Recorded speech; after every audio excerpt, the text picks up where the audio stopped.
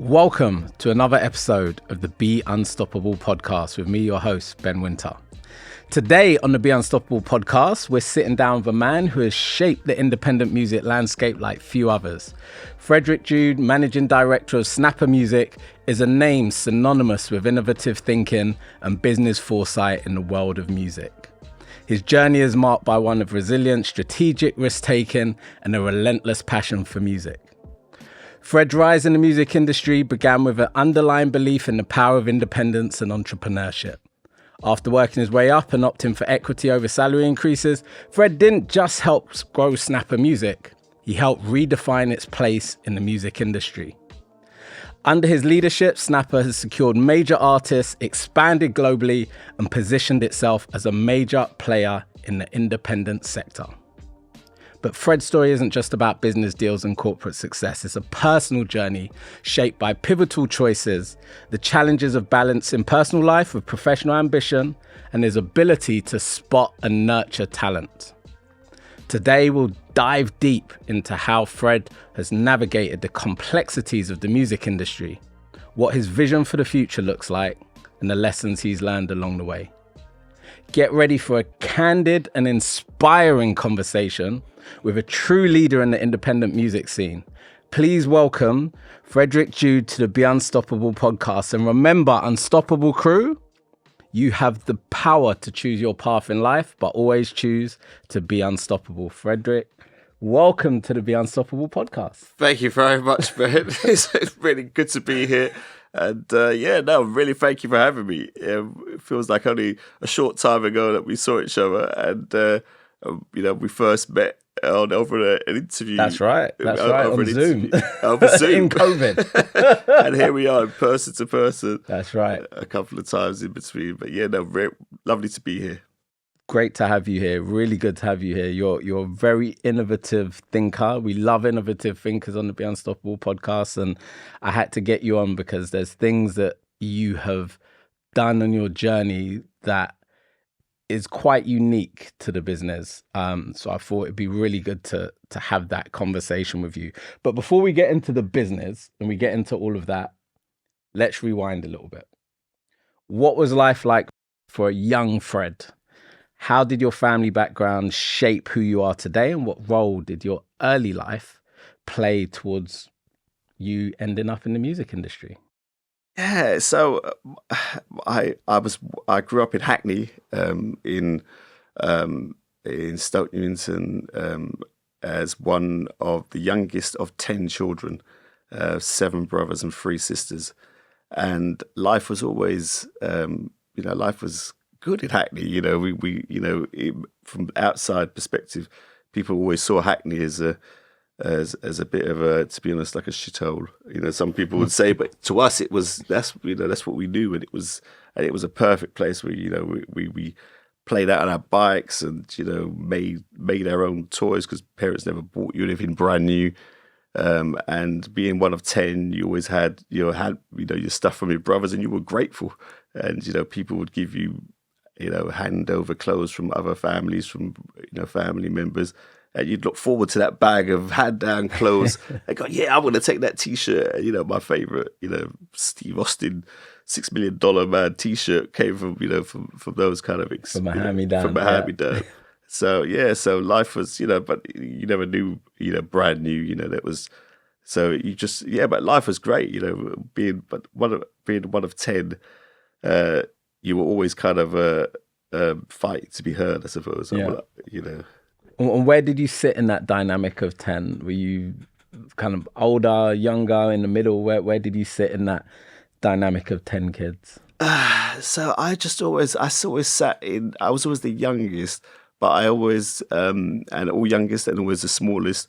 But in the dynamic, it was a kind of, it was a difficult kind of, dynamic because there was always something going on in the house. So there was always some kind of arguments, or my brothers, one turning to be a Rastafarian, and my mum being dead against him being a Rastafarian. My mum's from Grenada, and my dad's from St. Lucia. So the thought of their kids turning to Rastafarians was kind of alien to them. Yeah, So it's a very Jamaican thing. Yeah, there was so my brothers were all into dub, and my other brothers being an artist, and it was always a kind of a tumultuous household. And you just, and my parents were builders as they grew up, and so one thing we always had, in our life was building, and so my father used to have private jobs. He never ever worked for anyone, so we always go out building extensions, and we would always go out with him every weekend. So every weekend was, we were on a job with him, whether it be pushing a wheelbarrow up a ramp, emptying wheelbarrows at the early ages of 6 and 7. Me and my brother, my dad would take us to St Leonard's Hospital in Hackney when it was a bombed out wreck, which was the old Homerton Hospital. Because most buildings in Hackney in those days were just wrecks, and post-war wrecks. And what kind of period are we talking? Late mid-70s. Okay. Yeah. So there was just a lot of buildings which were just kind of derelict buildings. Yeah. And my dad would sometimes take me and my brother and my sister. We'd take us to a site, and then we would just have to pick nails out of wood. And my dad would come later on and collect the wood, and then we would take it to to one of his jobs. That must have been fun. It was fun, yeah. No, it was tough. Yeah, it was, yeah. Because what kind of shaped her growing up as my father, he bought a house in Hackney, a house in Stoke Newington, which I still own to this day. And it was a very large detached house, and and it defined our whole life, because we spent all of our life trying to develop this house, and we ended up, moving into this house in the end when it was half ready. So we spent every weekend there doing it up. It was a derelict kind of house in Kscope Crescent, and we spent our whole lives doing the whole house up until we eventually moved in. And when we did move in the end, because of financial pressures, we used to have to. We had no bathrooms, so we had to go to the old Hackney baths for a bath. Yeah, those were the days where people would go to the public baths. Public baths, yeah. So my memory of those days, I never knew when they said they were bars. Used to go there, they would turn on a tap, and then they would take the tap off, and then they would fill up the bath with hot water, and then the person who was running the bars would take the top of the tap off, and leave. That was your allocated hot water for the bath. Wow. So that was but that was only for a short period of time until things were sorted inside the house. But yeah, so that must have been quite a bonding experience for you and your siblings and your parents. Working on this house together every weekend, or it could have gone the other way. What was that like? Yeah, it was always, because I was about sort of 8 to 10 years old. I always saw, some brothers didn't want to do the work, some did, because some of them were out clubbing, and because I was young, I just kind of always wanted to avoid, so I just got on with the work, and I was just used to enjoy, whenever, if they gave us a job to do, I'd say, come on, to my brother Eamon, let's just do it. And he'd go, oh yeah, come on, Fred. And we would literally just, do whatever, whether it would be hacking out bricks on a wall, on the scaffolding, but it was, we always look back on those years. Every time we meet up as a family, we always talk about those years in, when we grew up, me and my brother running around the scaffolding at age 11, which you'd never do now. You never your kids go up on the scaffolding. Yeah. But that was our life then, we were well used to it. But it was a bonding experience for the whole family, and it kind of ties us, to a certain extent together, really. And do you think that you mentioned, your father was always building. Do you think that the building played a part in your later career metaphorically?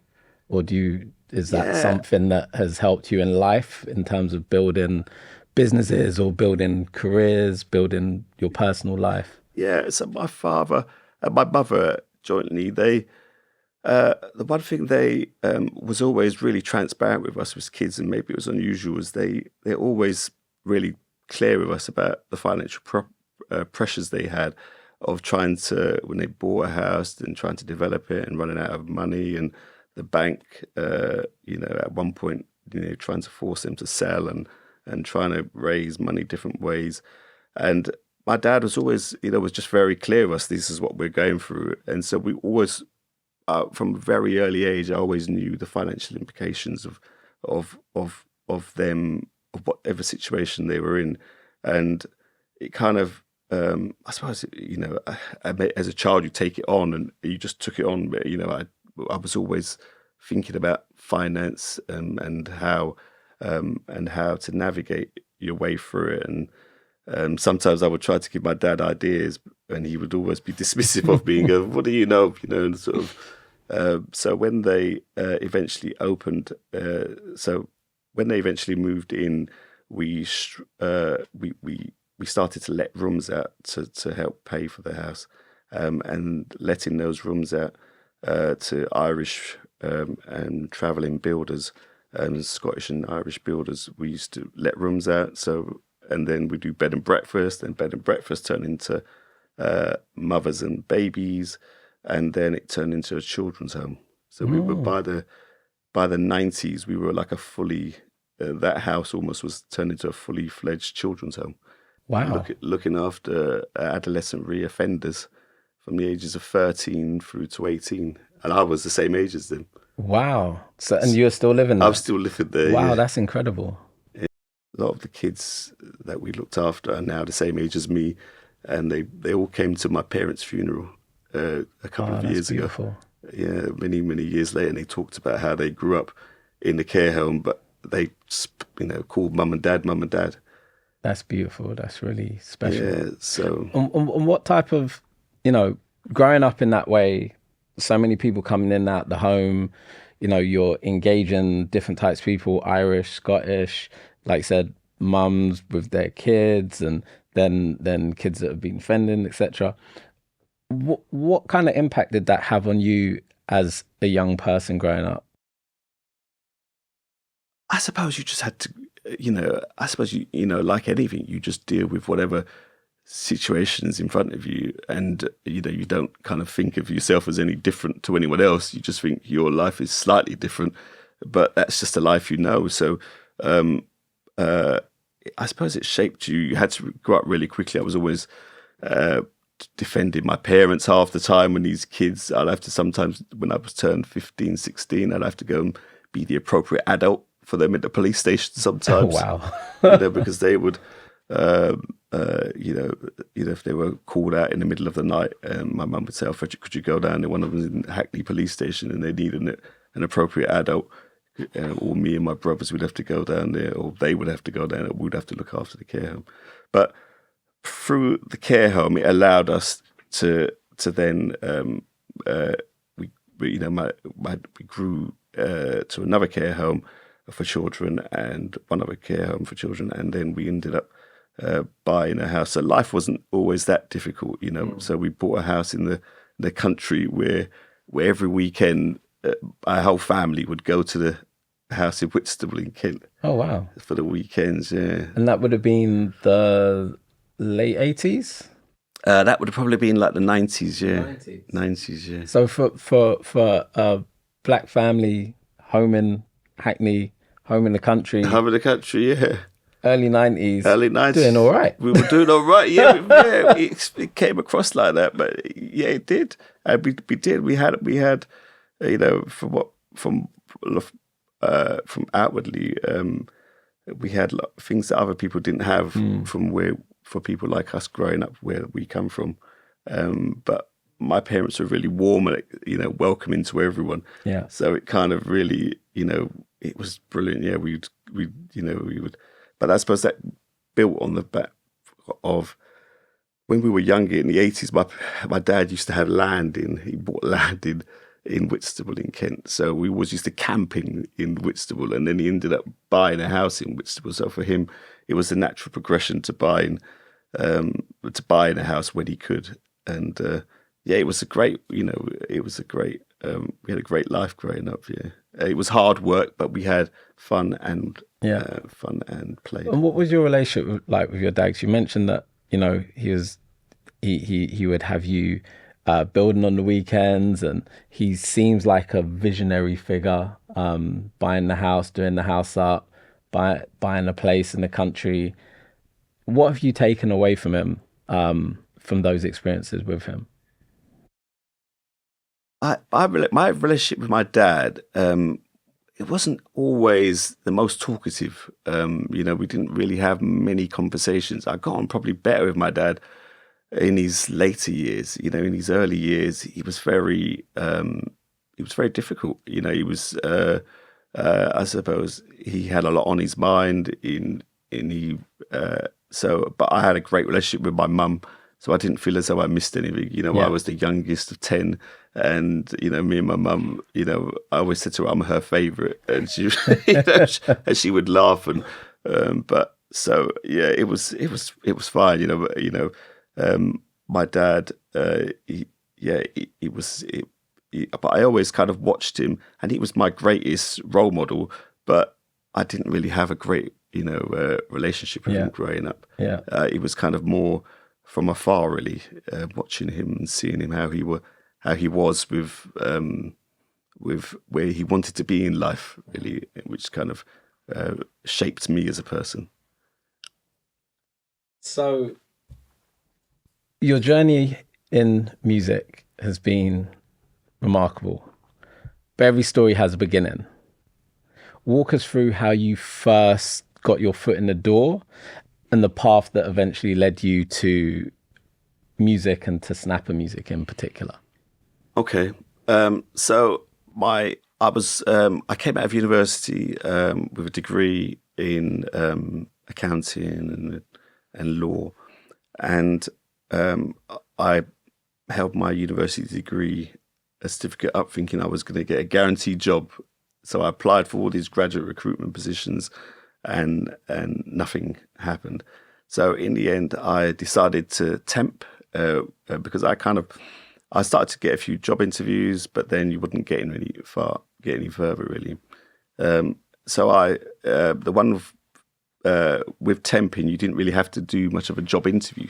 So you just got the job on spec, and you went there and you did a couple of months' work in whichever firm doing accounting. So that's what I did. So I did a few temping jobs, which kind of built my confidence up with working. My ability to do the accounting work and work in the world of finance, and then. So I had a few jobs working in Watford and King's Cross, and then I went for the agency sent me for a job interview in Camden for a music publishing company. Now I didn't know what music publishing was. I was probably about 21 years old or something, and they said to me, music publishing job. And I said, okay. I thought it was script music. I thought it was they were selling sheet music or something. Okay. So I went for an interview there, and a lady called Yvonne Miller. She, the first thing I know, she was a Trinidadian lady, and she was their finance director. And at the end of the interview, she asked me, "Where am I from?" And I said. From Hackney, and she said, "Well, where are you really from?" And I said, "My parents are from St. Lucia and Grenada." She goes, "Oh, I'm really nice to meet you, Fred." I said, "Okay." And then the interview I thought went really well, and then I got the job offer so I went to work for a music publishing company. She later told me that her associate didn't really want me, but she wanted me, and she fought to have me. So I always thank her for the opportunity, really, to get into the music industry. So I went to work for Palan Music Publishing, they were a copyright acquisition company. Mm-hmm. So they were the company that founded many of the companies like Tring, and they ended up purchasing companies like Leo Sung Publishing. In publishing, you have publishing people who buy publishing, and you have people who just administer publishing catalogs. And Leo Sung was a publishing administration company. for writers and publishers, but they also used to buy copyrights, and they also set up a music library company called Extreme, which has now gone on to be probably one of the leading figures in the sampling of music in film and television. And the Levinson family started it, and they were really good with me, actually. They on the first week, the owner, the owner's son, Mark Levinson, who's died since then, he said to me, "Fred, is there anything you want to change around here? Let me know. We need a fresh pair of eyes. And just come in. My door's always open, and I really appreciate hearing it." And so they as well as one of the companies that they were starting up, they started up a record company. Well, they funded the record company, and they funded Extreme Music, and they did another company called Compact Collections, which is an ancillary rights collection company, which does all broadcast rights across Europe. So I was working mainly on the record company called Snapper Music, and I quickly the company was growing very quickly, and then the company bought some copyrights that they had.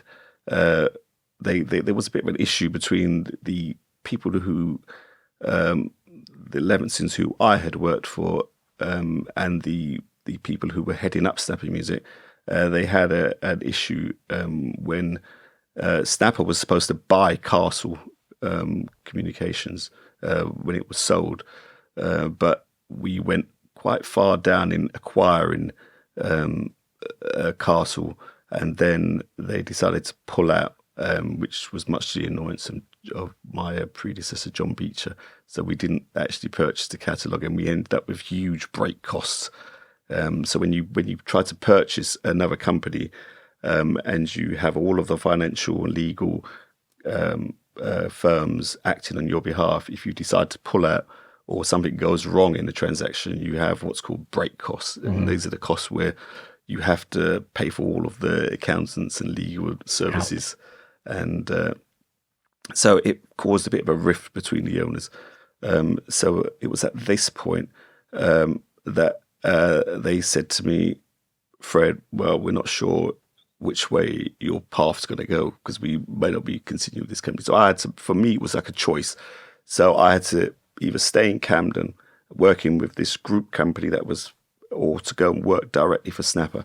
And I chose to go and work directly at Snapper. So I left and went to work directly for Snapper Music in around, I think it was about 1998, after about a year of starting. So it was a bit of a difficult start, but like most companies, when you start up any new company, you always have a bit of a difficult start, really. And it's how you navigate those early, a bit like trying to, get the raft out to the sea. The hardest part is getting past the break waves in the beginning.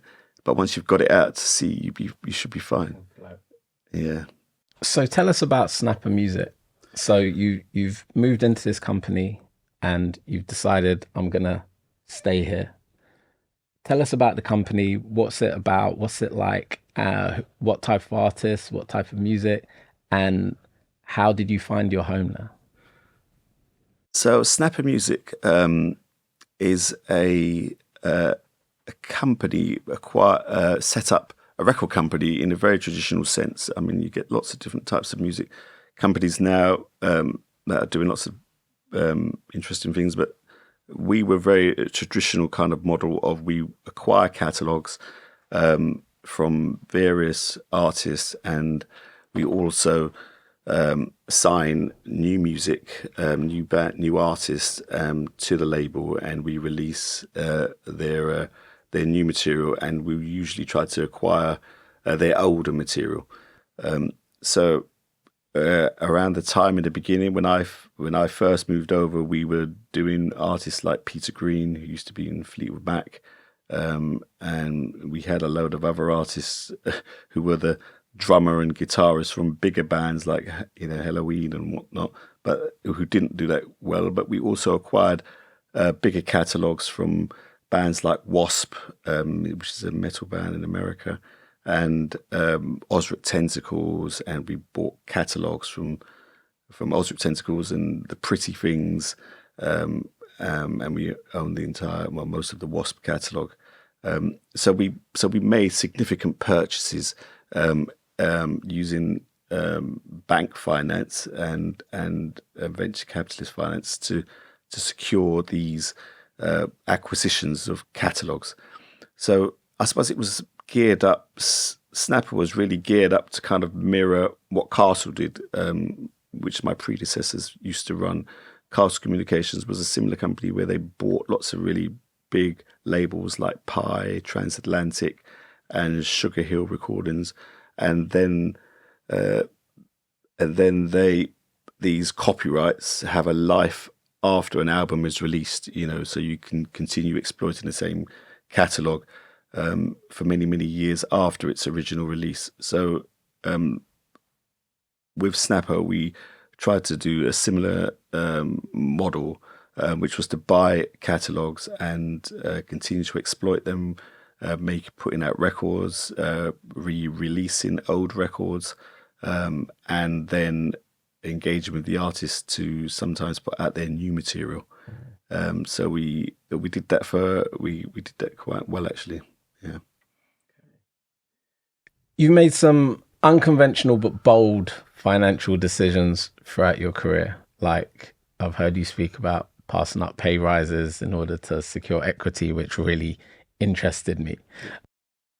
What inspired those decisions, and what would you say to other entrepreneurs about the power of owning equity versus immediate financial reward? So my journey to getting to that point was in Snapper. I was an employee of Snapper Music, and the company was facing. We soon, after I moved to Snapper in around 1998, the relationship had soured with the Camden owners, the Levensons, and we took on new investors. And in those investors, we came up with a plan, and an optimistic plan, I suppose. And that optimistic plan didn't really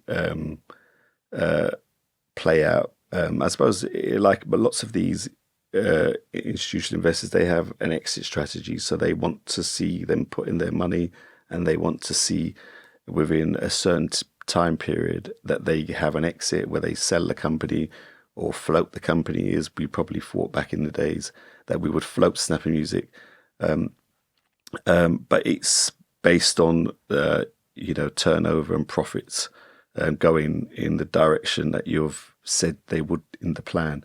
And unfortunately, we didn't achieve some of those results. But we made lots of catalog acquisitions, but the profits didn't flow. So we went from after about 4 or 5 years, the new investors, we had to they weren't willing to put in any more new money as promised without profits performance. So we then found a new investor in the name of Brian Morrison, who purchased the company, and at that point, really, it was around about 2004. We kind of realised that this was the last of speculative investors. So the company had to kind of to perform, really. And Brian made the decision after purchasing the company that my predecessors, he wanted a change in management. So I took over running the company in 2005, and at that point had to unfortunately, as they say, fire your bosses, which is an unusual thing, after that I had to do. And I love my predecessors, John Beecher and Dougie Dudgeon, but it was something that hopefully wasn't too much of a surprise, but it was something that I had to do. Yeah. How did you approach that? It's difficult. Yeah, it's difficult. Yeah, it's really tough. But they were seasoned pros, and they probably saw it coming, and it wasn't a surprise to them, and they knew it wasn't anything personal. And it's just business, as they say. But it's still tough. And I think you just have to kind of, there's a kind of a softer side. I always have to kind of go back when I have difficult decisions like that to make, and I kind of lean on my experience of my mum, and I kind of just think, you can deliver something really, not so nice, but in a really kind of empathetic way. If you just kind of, they may think you're an absolute tosser, but you can still, you don't have to be a tosser when you're delivering it. You can just be nice and just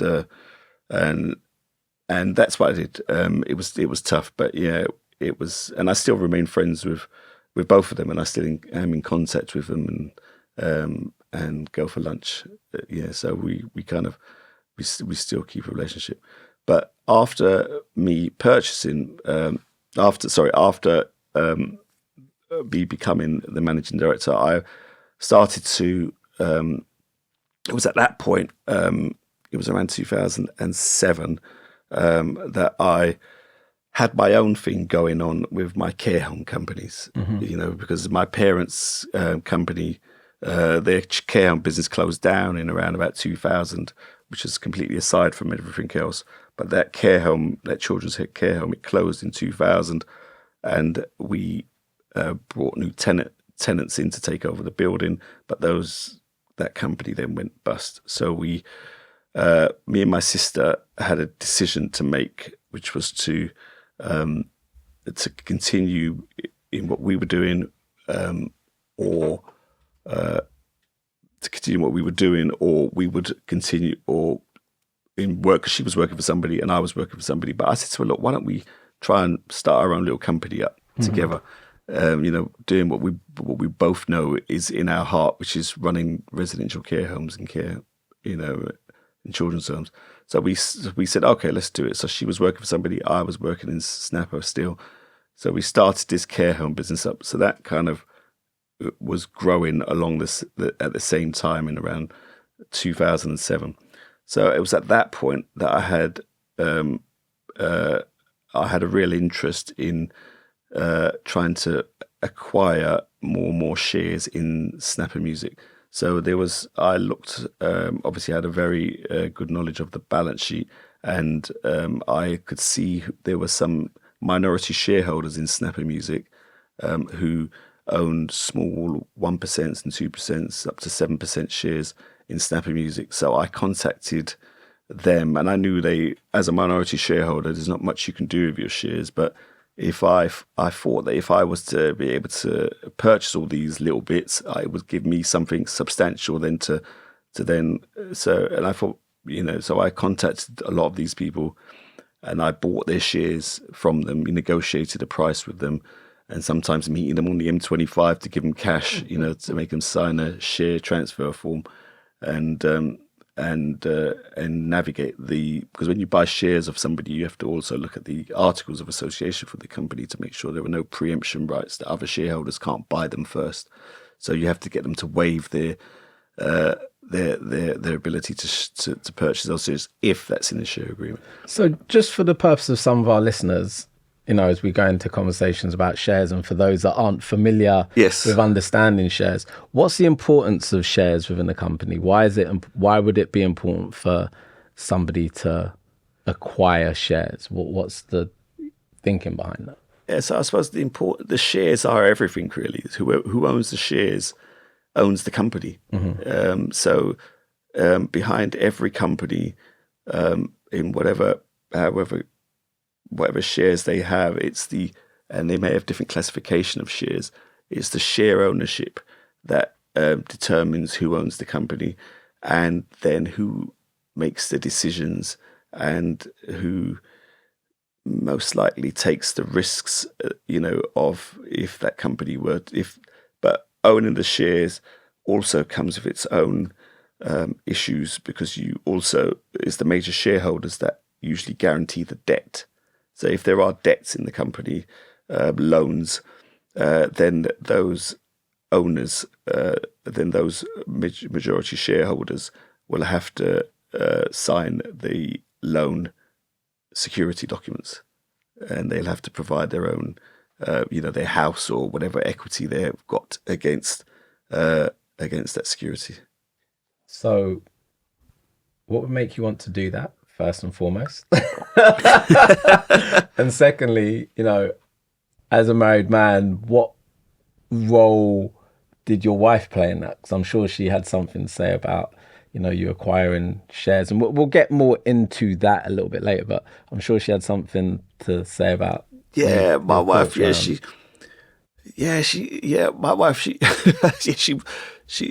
was always kind of trust my judgment.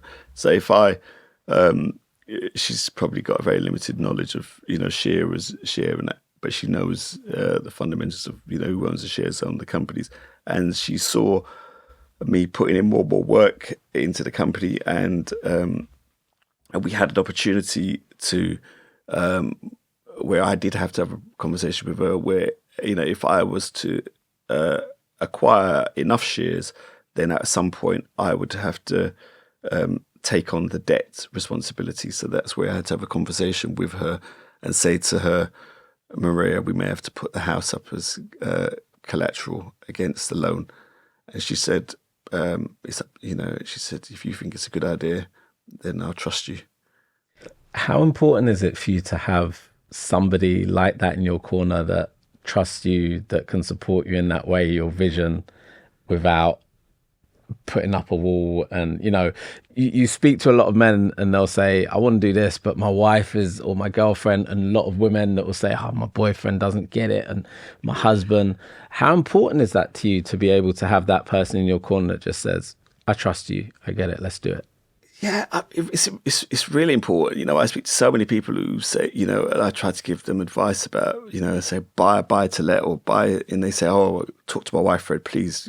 I've been telling her I want to buy, do this or do that, but my wife won't let me. And it's really important to have somebody who supports you and who's somebody who gets it and who has the same vision as you, really. But I suppose you also have to, but a part of their gaining that confidence is by seeing that you have done the research and you've looked into it, the whole subject, and then they go, well, you've looked into everything and you're making a calculated risk, and then I've always sometimes, I always say to her, I bought houses and she hasn't seen them yet.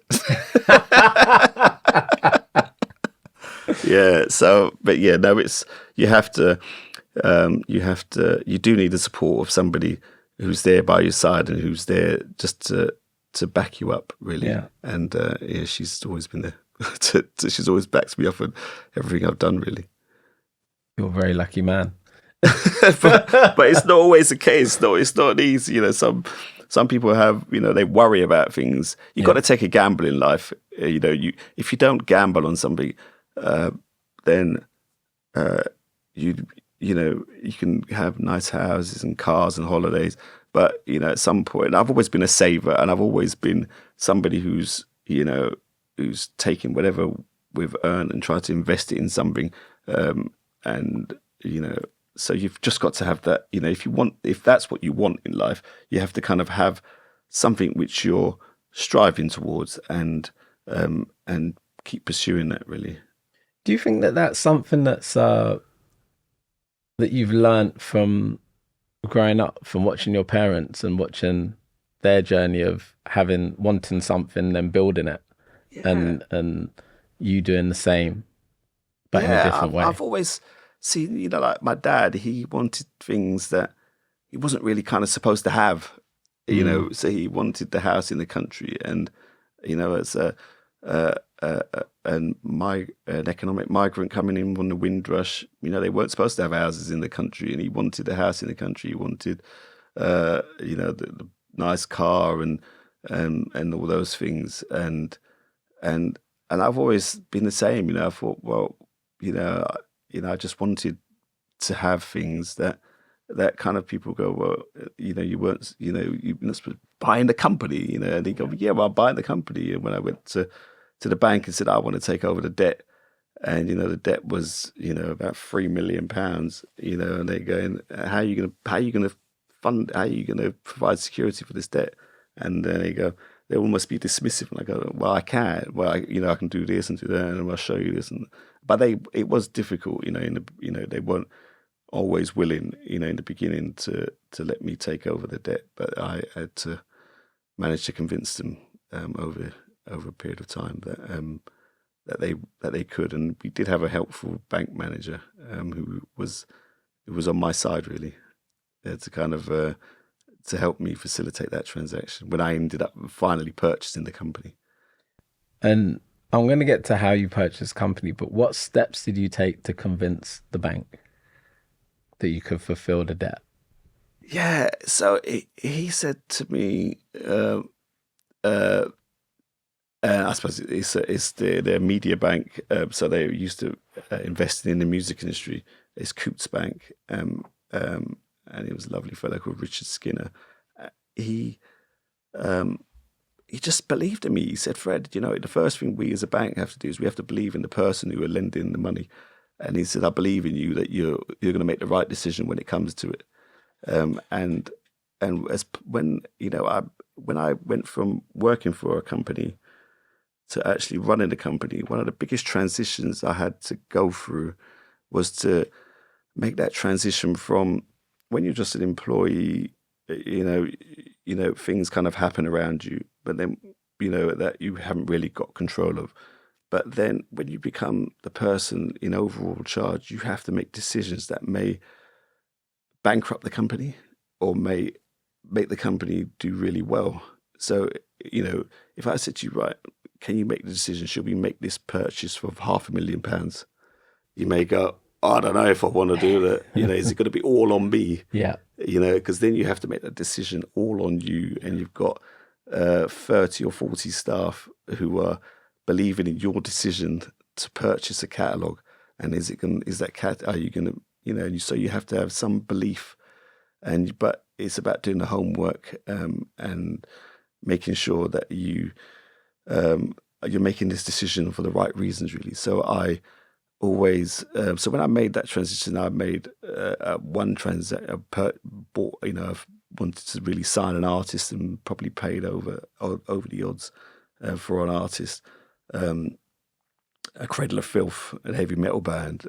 For those who don't know, a lot of the music that Snapper does is a mixture of progressive rock and heavy metal bands. Yeah, so yeah, lots of heavy metal and progressive rock.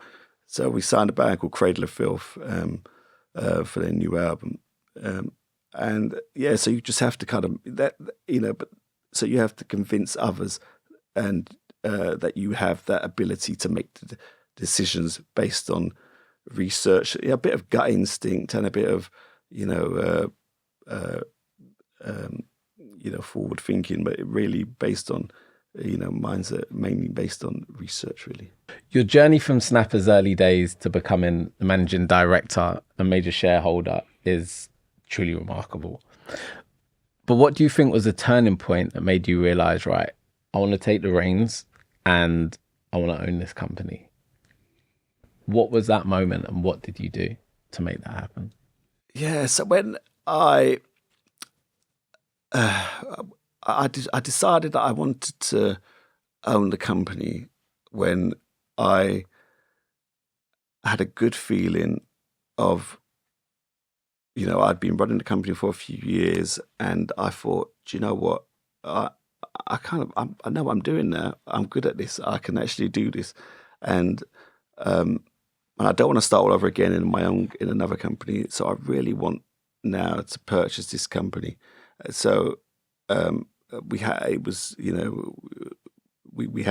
situation which I was in probably was it was different, I suppose, as well. But every situation is different. The person who bought the company died, Brian Morrison, He fell off his horse, and he owned a Royal Berkshire Polo Club, and he fell off his horse, and his family inherited the estate. He inherited the entire estate, which was polo clubs and record companies and lots of other things. Publishing rights. He was the early publisher of George Michael's and Wham. And so it was at that point I carried on, continued running it. And I wanted to, so I said, a situation came up, and I said to them, I wanted to purchase the company. So I said, and I was always making, I said, rather than taking salary, I would, for instance, instead take equity instead of salary, which probably suited the owners at the time, because instead of paying you, they can just pay you in shares.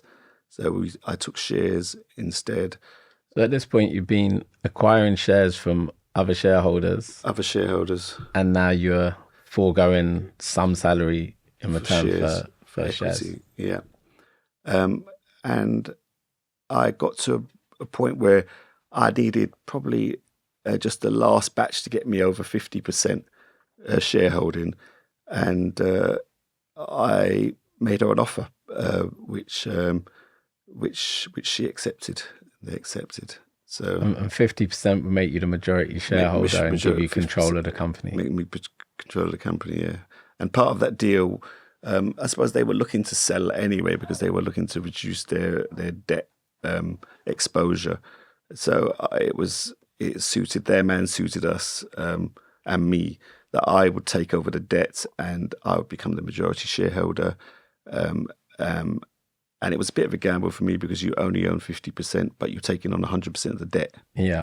And they still owned quite a sizable chunk without any responsibility to the debt. So I just took that gamble and thought I'll acquire the rest of the shares in time, which I did. A few years later, I bought the rest of the shares out.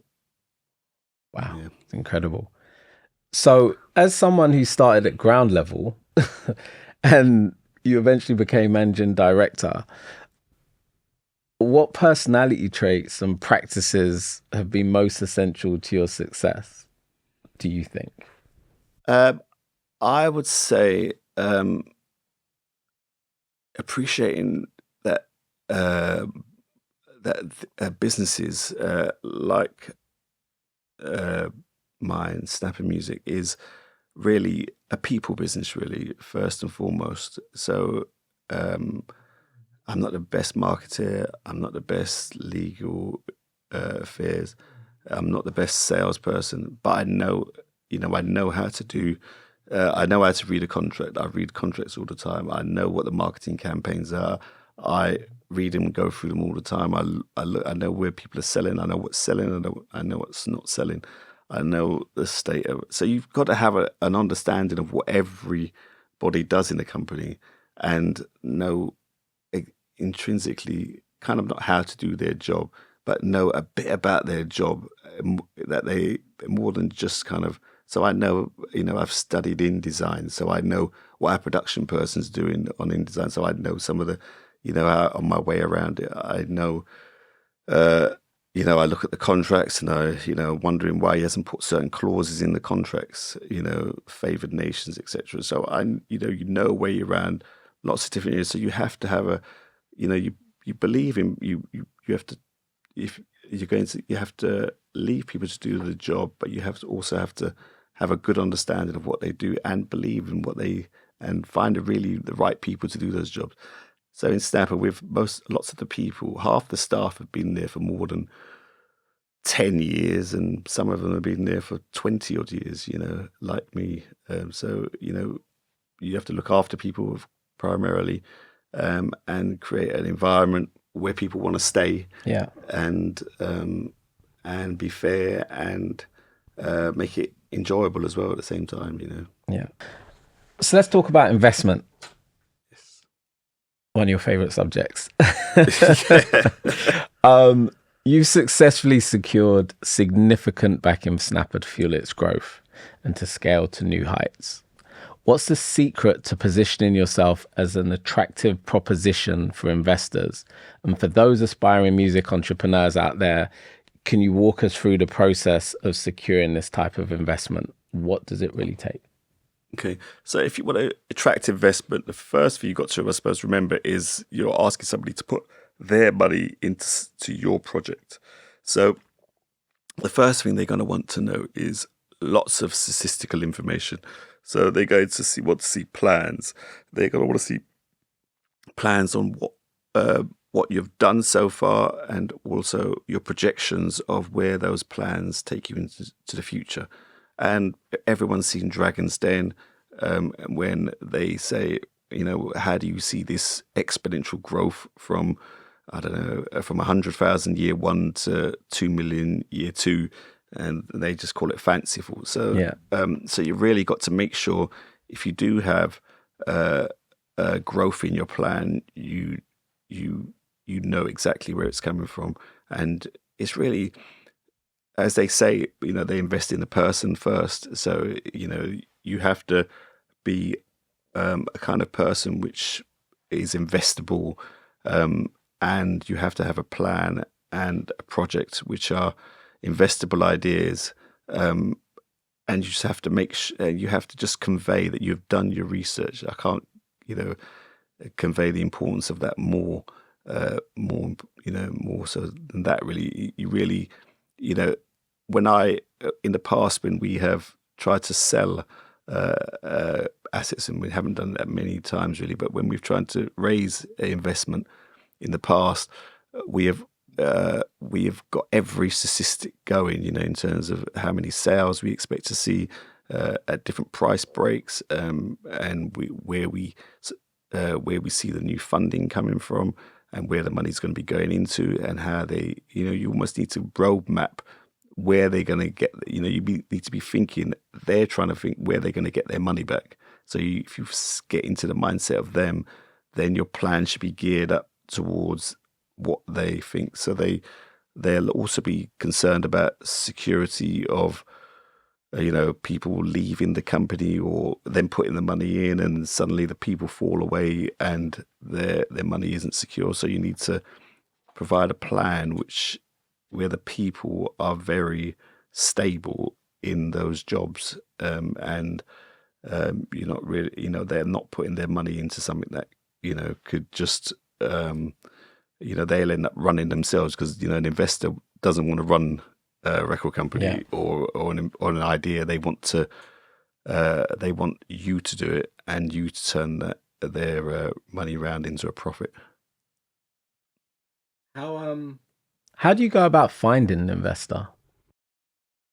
Finding an investor, that's a difficult part. I mean, you have various agents who will try to help you try to find investment. But there are lots of different, when you into that world of trying to find an investor, a lot of them will say that they invest, but most of the time they, like artists with us, the artists who come to us with their new record, you're probably less interested in than the ones that we're going after. So most investors will come to you. So when you typically go to them, it's a bit more, you become one of lots of people who are ringing on their doorbell saying, we'd like investment. So you really it's really about trying to make, like in the music industry, when you're trying to sell an art, you're trying to get signed with a new material, you need to do your build your numbers up in terms of streams, platform, of social media numbers, and everything else. So when you go to somebody with an investment idea, it's kind of half baked. It's at least more than half baked, and it's not just a plan, which is at its real infancy level. Mm-hmm. It's at a level where they can see that the growth is going to come, and you've already done a lot of the work, and you could probably do it without them. That's probably key. That you could probably do it without them, but where you're going to see that extra growth is by their capital investment, to see that that bigger growth Yeah. Yeah. You mentioned agents. For those that don't know much about investment, where do you find an agent to help you find an investor? How does that work? Yeah, I suppose there are agents out there who will try to help you try to secure a new investor, but they will be heavily. Most of those agents they'll take a large commission, of the eventual deal. But again, they are out there. Usual searches will probably find a myriad of type investors, but also there are probably lots of public type funding, lots of different fundings streams available, which are probably for a startup investor, which are probably also very they've got the BPI scheme to help initiative to help new music exports growth scheme. There's all the different funding, the government funded investment programs which are out there. AIM, I'm sure, probably will. Yeah, and I've done a investment syndicate for AIM as well. Yeah, so another place you can go and get some money or you can seek out investors, I should say, not get some money. You never know. Running a company like Snapper requires not just a love of music, but also sharp business acumen. What are some of the key business decisions that's defined Snapper's trajectory under your leadership? Under my leadership, I would say we made some significant purchases from the Warner Divestment Fund. So Warner wanted to...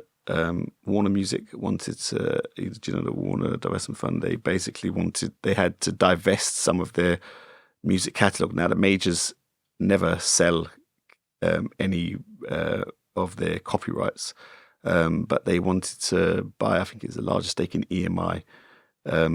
So they had the Monopolies and Mergers Committee, which is, the anti-mergers company. They said you can't buy it unless you get rid of some of your catalogue because you're going to become too dominant in the market. So they had to sell a load of their copyrights. So they approached the independent sector. And so they had to sell some of their rights to their competition. Yeah. So so they had big price tags on everything. So they didn't really want to sell of it. But they put big price tags on all of their copyrights, and we were involved in that. So we purchased lots of copyrights from artists which were affiliated with us, and some of those purchases, they were expensive, and people thought I was probably crazy at the time to pay those figures, but they've worked out really well because of I suppose the biggest thing that's growth that's happened in the music industry is the advent of streaming. Since probably about 2015, it started to see significant numbers, and it's changed the whole landscape of the music industry. Really, it's turned the old model of in years ago, copyrights were likened. They once did a bond called the Bowie bond, which they tried to monetize and create a bond on the stock market for David Bowie's music copyrights. And since then, music copyrights have had a value beyond their years. And streaming has now helped to bolster that, because it's now sales on catalogs are not so much linked to selling the physical copies, having a production department, marketing, warehouse, stock of, selling CDs and vinyl. You also have this sizable income for certain streamed artists.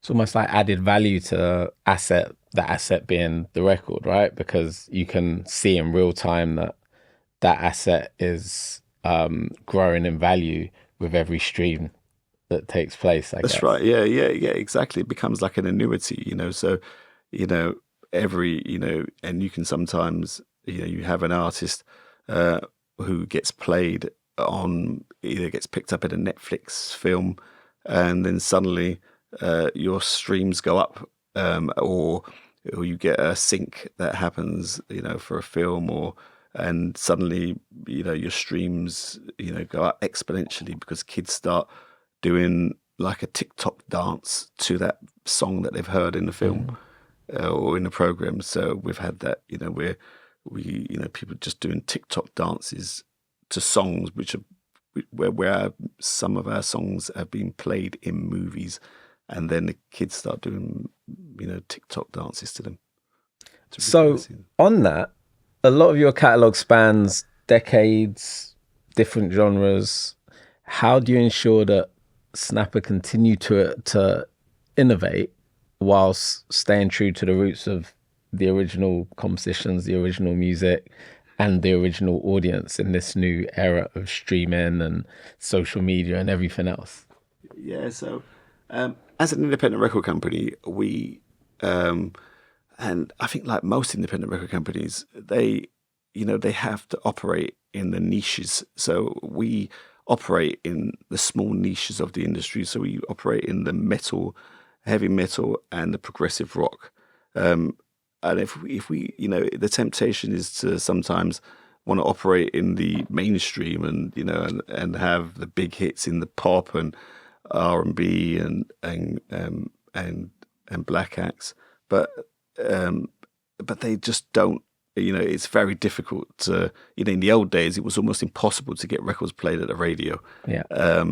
And now, and it's even more difficult now, because, radio isn't as important, and, you can, but, so you can go in there, you can build up your numbers with SoundCloud, or things just become viral hits.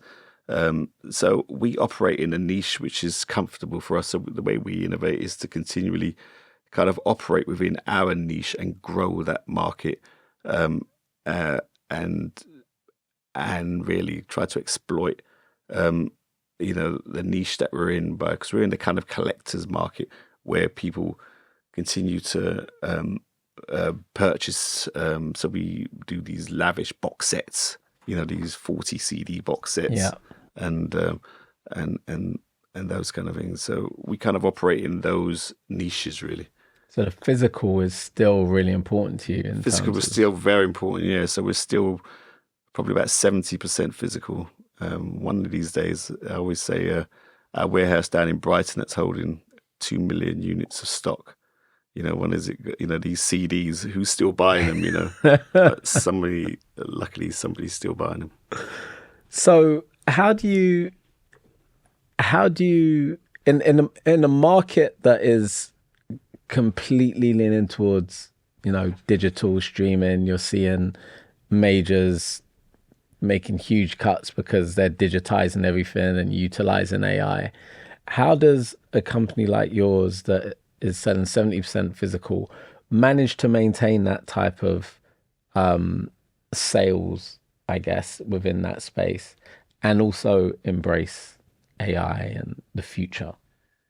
So we still embrace now. We've just done a recent completely AI generated new. We've just done a new album for one of our bands, a Pineapple Thief, and we've done a complete AI generated artwork for the whole booklet, really. Which is amazing.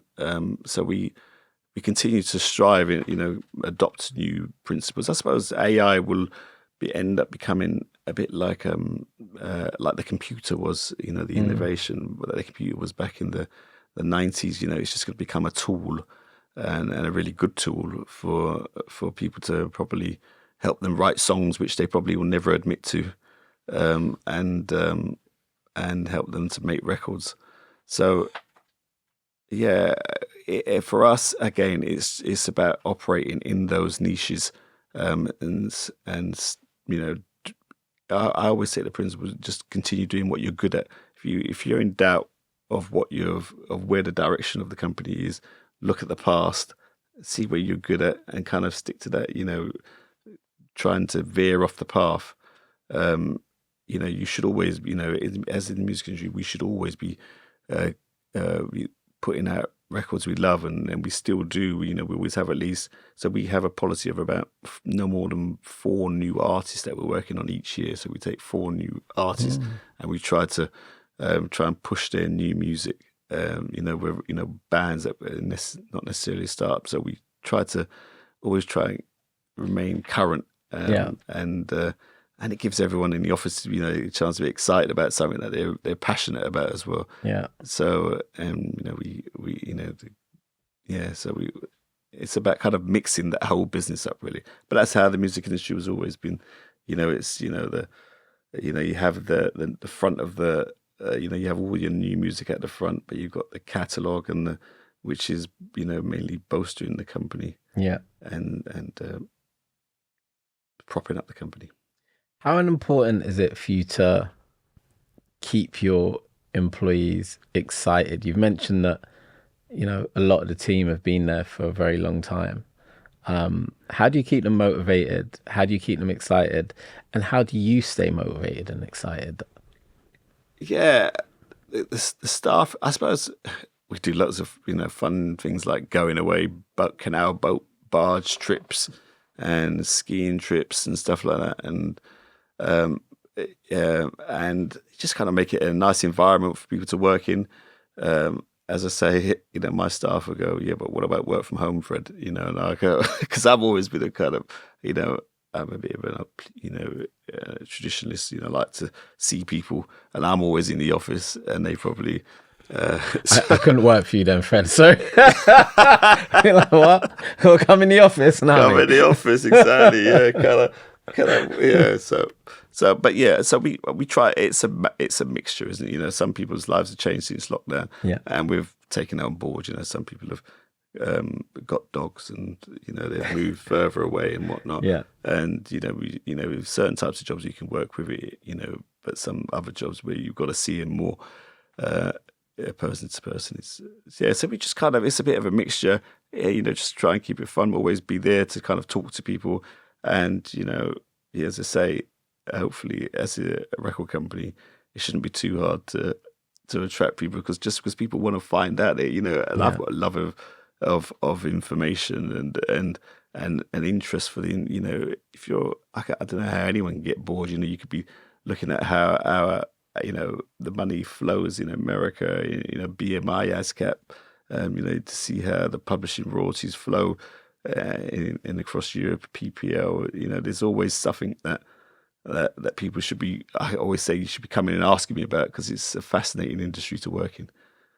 So what would you say to somebody that wants to get to your position? What advice would you give them? Speaking of, there's always something to learn.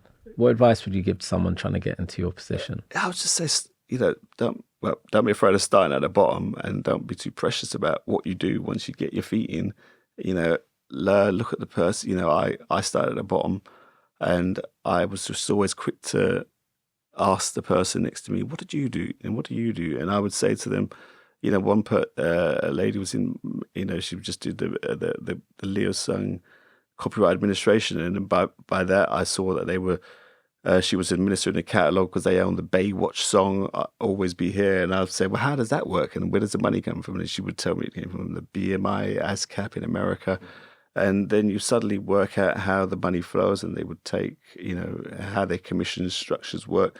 And then you'd ask the people, so once you're in, if you've got an interest, people would always want to tell you about what job they do. So it's about showing that interest. If you really want to, read a contract, see how the contract structures are worked, on ownership and licensed, the nuances of both, really. So, and it's through those kind of things. Once you then have an idea of what everyone does, then you have a good idea of finance, then you probably, you'll be. People will be looking at you to be promoted, up. Are you a naturally curious person? Very curious, yeah. Because that, the answer you gave strikes curiosity to me. It's somebody that is curious about different things and is willing to kind of ask the question and not look silly, I guess. I think a lot of people are afraid of asking the question in the fear that people are going to think, oh, that person doesn't know what they're doing. But it seems to me like you're extremely curious and you want to know what's happening in different areas. Yeah, I've always been like that. I've never really been frightened to ask or to say, actually, can we just, I'm lost on what we're talking about here. I've always, just put your hand in the air and say, sorry, could you just explain that again, please? And if I don't know something about something, by tomorrow, I'll come back in and I'll probably know a lot more. So I'll go home and my wife will always ask me, what are you looking at on your phone now? And I'll say it's some contract or term I've heard somebody say some word, or, because growing up in a school that we went to in North London, people speaking, they use all these, big words, and, I don't even know what these words mean. So I always, I'd want to know what things mean. So I've always been curious about anything, really. Yeah. Yeah, you seem very curious to me. So, what's next for Snapper Music? What does the future look like? More catalog acquisitions. Hopefully, we're going to sign. We're signing bands all the time. We've released, our band. We've just released a new artist recently, Orange Goblin, and we're more box sets to come. We've got loads of box sets. We've got fantastic new Bonzo Doodah band coming out. So it's really an eclectic mix of releases, really. Yeah. So we continue to do, as I say, what we're good at, and we just continue releasing records that we like and love, and servicing the bands that we've kind of become friends. Like we've got our Norwegian death metal band called Dark Throne, and they refuse to tour, and they won't tour, but they operate out of Finland.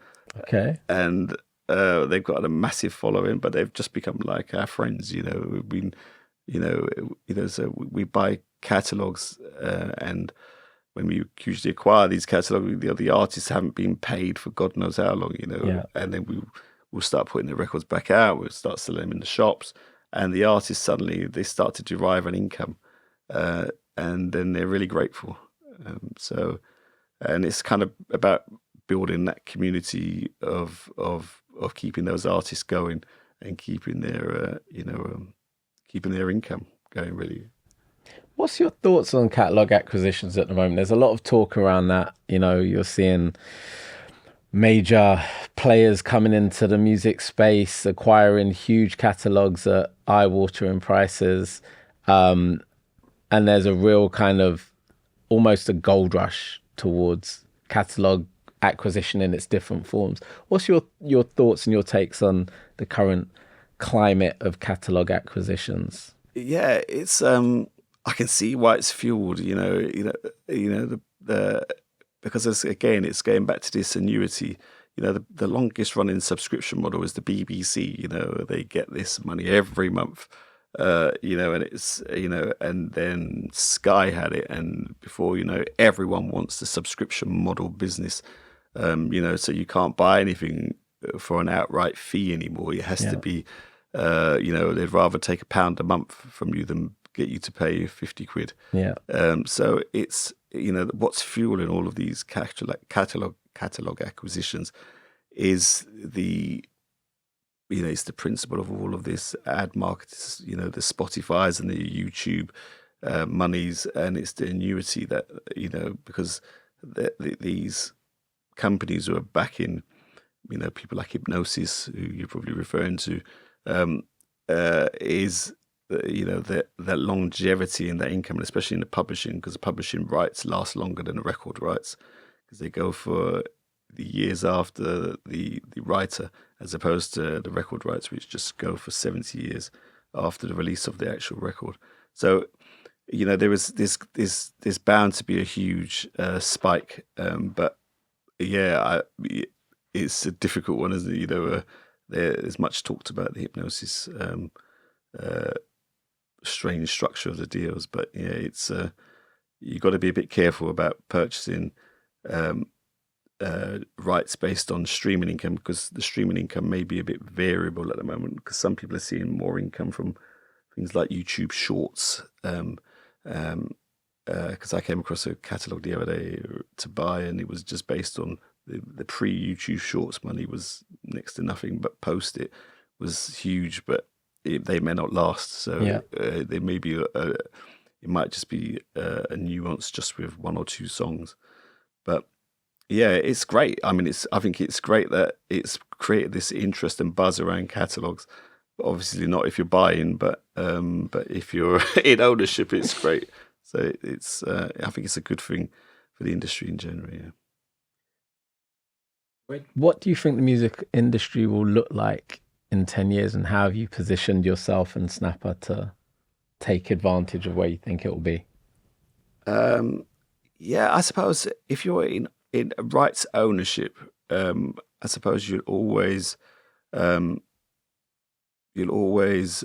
survive, really. And I haven't, I suppose my position is, we're pretty stable. We bought our own offices. We're debt free, all those good things. So and I'm not looking to sell. So and I'm trying to think of the next generation. If my kids wanted to get into the industry, and hopefully, if you just build a solid foundation for them, and then hopefully maybe they can then look at new signings, new bands, music that they may want to, artists that they want to work with, to try and change the direction of the company, the artist, the music. That would be for somebody else, a later date, really, to kind of decide. But I would have done my part to have left it in a good state to hand over to the next person, really. And what's next for you? Next for me. What does the future hold for you? Yeah, I think I would just like to. Sometimes mine is a love of work, and if I took out that work, what would I do without it? I think mine goes back to my passion of loving the building work. That physical work. Yeah. I still love all that. Growing up doing it, going full circle, pushing a wheelbarrow up. But sometimes those things give me more pleasure than they give me equal pleasure to some, to the work I do, in the record company. Because it's, when you're working, you're building something. So so in addition, I own care homes now. And that business I started with my sister back in 2007 is now nearly, it's probably about 20 years old now, because we started really in 2004, but we started it properly in 2007 together. But unfortunately, my sister, Paula, she passed away in 2009.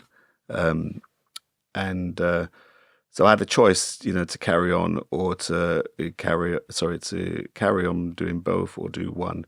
And I decided to do both, really. And so her husband, Donald, who I continue to work with, and that's a kind of a family-run business as well. Yeah. So I employ lots of my family. My brother Eamon, and his wife Susan, and my sister Sheila, and run by lady Amanda.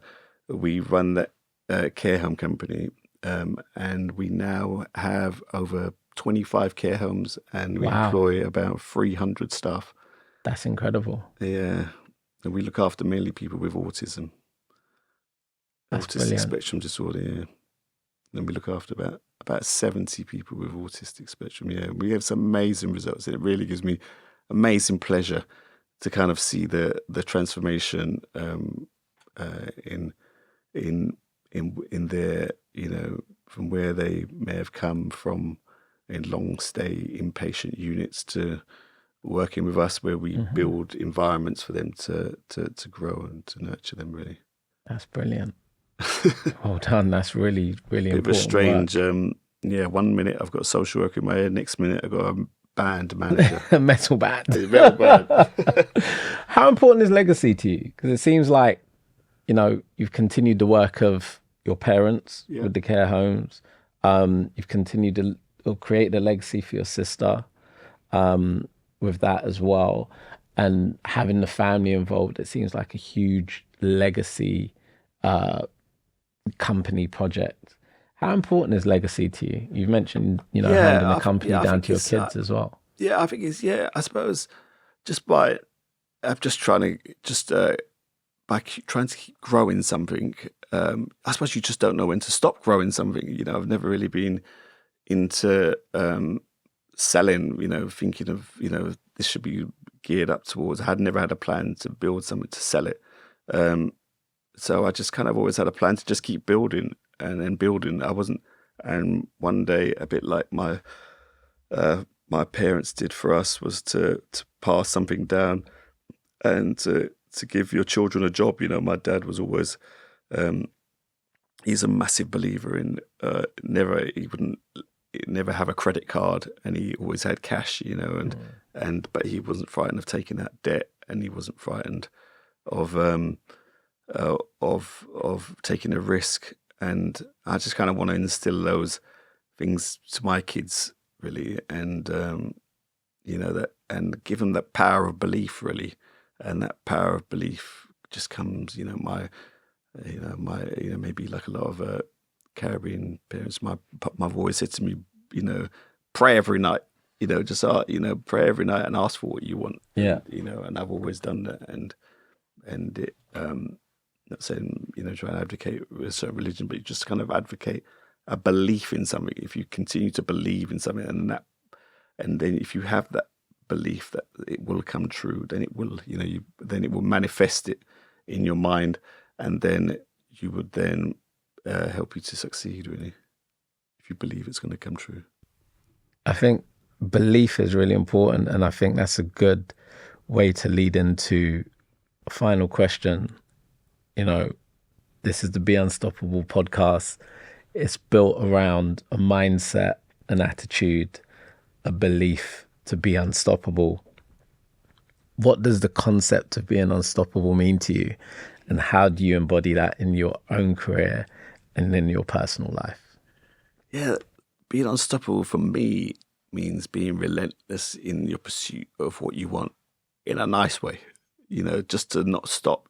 Whenever you get a pushback or rejection, don't think, I'm going to give up. Let's, keep going. Don't, if you can't get there one way, find another way. And it may not come today, and that's what some people think. Well, I can't do it. How am I? But it may take a bit of a long-term strategy. Like I did. If I couldn't buy snapper in a day, I knew it was going to take me a lot longer to buy snapper. We didn't build 25 care homes in Adelaide in a day, and we've had lots of knockbacks, but it's just about being, relentless, unstoppable in your pursuit of what you want, and don't let anyone put you off, or frighten you. Have belief in your own research. Believe that I've done the work. I know, and take the risk. There will be a crunch point where you're going to have to make that choice. Do I buy a new car, or do I take a risk and start my own business? Do I leave my current employer and start a new business? Well, probably best to start it in parallel with your business. And so it's knowing when opportunities come your way, make sure you take them. People, they may say that that you've been lucky, but it's about taking every chance that you've had. If somebody gives you an opportunity, would you take it? If I said, would you buy this one? I started off by one share, and with one share, it was almost useless. He said to me, "Why are you buying this one share? It's absolutely useless to anyone, Fred." Yeah. And I said, "No, but I want it." And then if from an acorn, you can have an oak tree. Wow, incredible! I think that's a fantastic way to end this conversation. From an acorn, you can have an oak tree. But it's been amazing having you on the podcast. You've been insightful. You've been inspiring. You've given us some real food for thought. And I just want to say thank you for coming on and for sharing your story. And thank you for inviting me, Ben. It's been really, some great questions it's been really interesting. It's been as I say, I was a bit nervous coming in to do this, as I said, at the top of it. But it's been great. I've really enjoyed it. I'm glad we had the chance to chat. And remember, guys, you can get bonus footage and find out more about shares, investment, and being a managing director of a company. Head over to the Patreon for the bonus footage and check all of that out. Fred will be breaking it down. And remember, guys, you have the power to choose your path in life, but always choose to be unstoppable.